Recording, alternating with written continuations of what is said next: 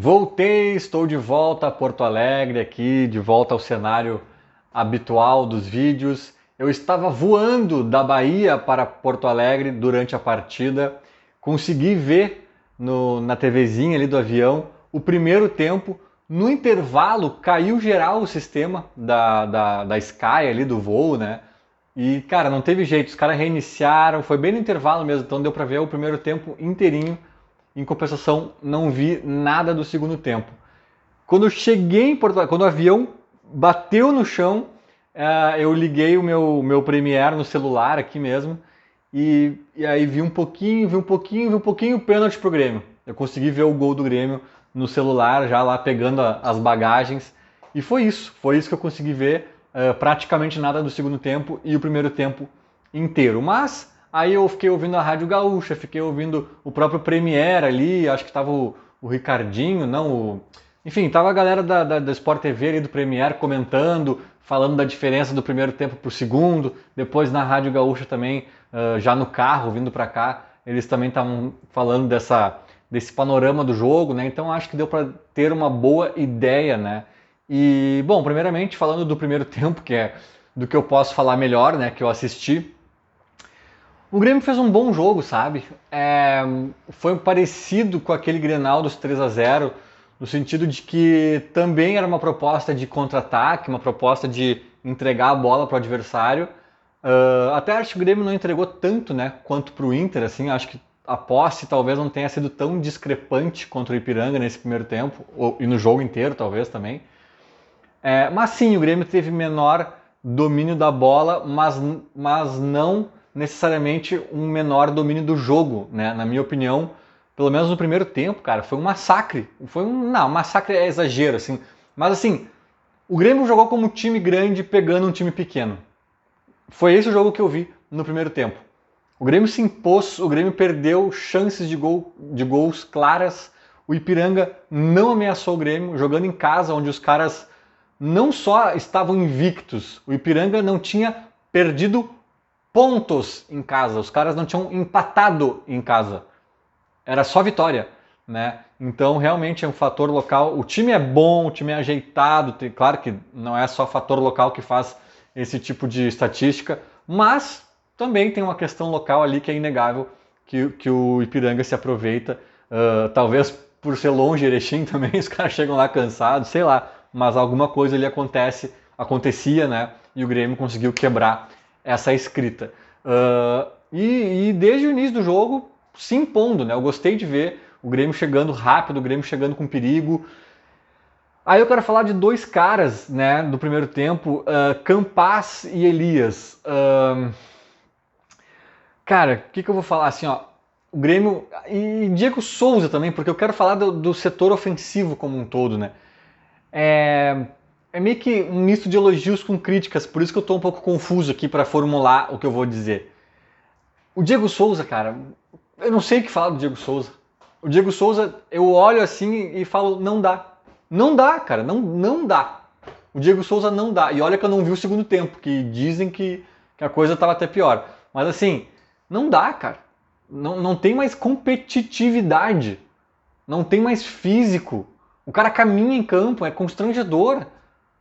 O segundo Grenal, esse da Arena, eu vi de lá, né, da Bahia, pela televisão.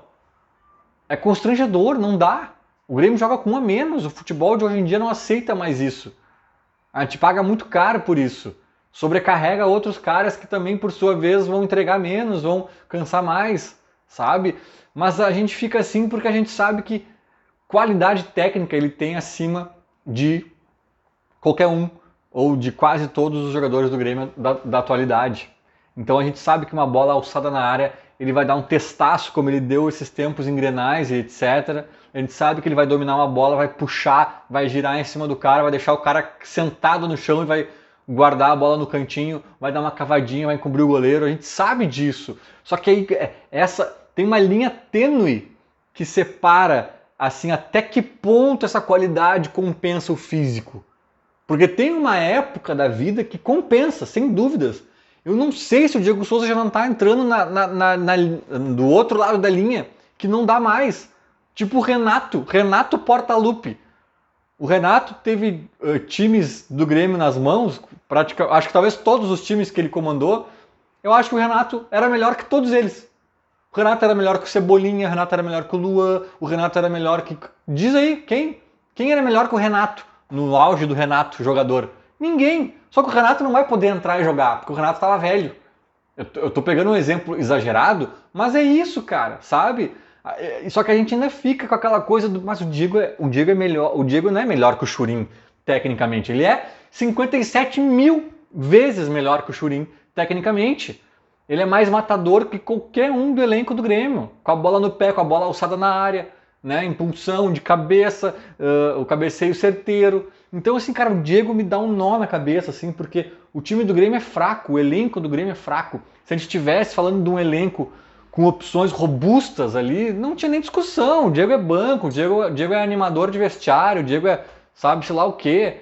Mas o Grêmio tem opções limitadas e aí o Diego Souza, infelizmente, ainda acaba se tornando uma pauta que deixa a gente um pouco confuso, mas eu tô tendendo a achar que, cara, e a Série B, o pau vai comer, o bicho vai pegar. Eu já falei no outro vídeo, talvez o Roger tenha que estudar jogos específicos onde o Diego Souza se encaixe.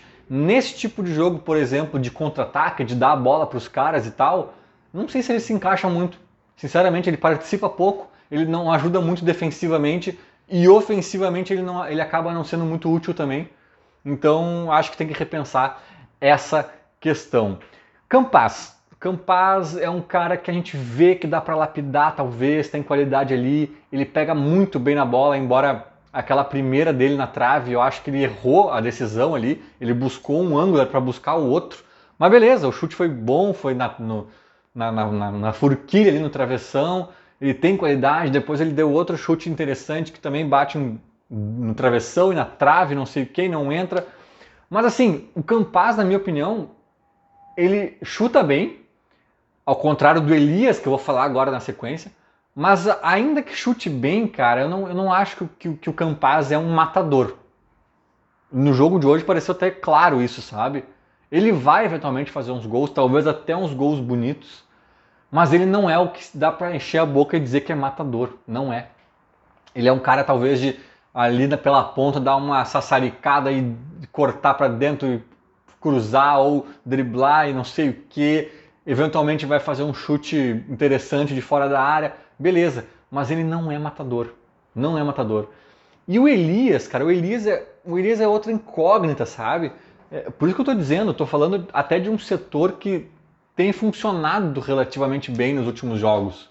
Então tem um quê também de elogio. Tu vê que eu fiz toda uma questão do Diego Souza, mas pontuei a qualidade dele. O Campaz não é matador, mas chuta muito bem na bola, tem velocidade, é interessante, dá pra lapidar. Ou seja, dá pra lapidar porque tem talento. O Elias, cara, ele é forte, ele ganha jogadas no corpo, ele participa, ele tá bem colocado, ele faz... Só que assim, parece pé de pano.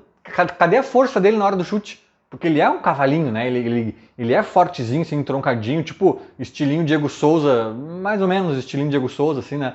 Acho que um pouco mais baixo que o Diego, mas ele é fortinho também e mais veloz que o Diego e tem esse estilo, assim, da trombada, não sei o quê. Cara, mas daí ele vai chutar, parece que ele é um fiapo de gente. Pé de pano, sabe? Não consigo entender. O Elias é um cara que eu já vi lampejos dele que eu acho que ele pode ser vendido para a Europa, para um time médio da Europa, médio para grande, assim, talvez até nos rendendo uma boa grana. E já vi também coisas dele que eu penso, cara, daqui a uns anos o Grêmio desova ele pro Figueirense, pro Goiás, tá tudo certo, né? Mamute 2, a vingança. Eu já tive essas duas impressões, assim, em vários momentos de Elias. Eu acho que a Série B vai nos dizer com mais clareza, mas é importante falar disso tudo, sabe? Eu acho até por isso, talvez, o Roger não tire o Diego Souza. Porque, embora ele comprometa, né, a gente jogue com um a menos, Elias não é matador. E Campaz não é matador. E as opções que tem, pior ainda, Janderson, Churin, né, não fecha, a conta não fecha. Então acho que nesse sentido ele prefere ter o Diego ali, porque ele sabe que se sobrar uma bola é melhor cair no pé dele do que no pé de qualquer outro. Né? Enfim, daí o segundo tempo eu não vi, dizem que o Ipiranga melhorou ou o Grêmio piorou, mas ainda assim foi um joguinho mais ou menos, não foi aquele horror todo que foi o último Grenal, né?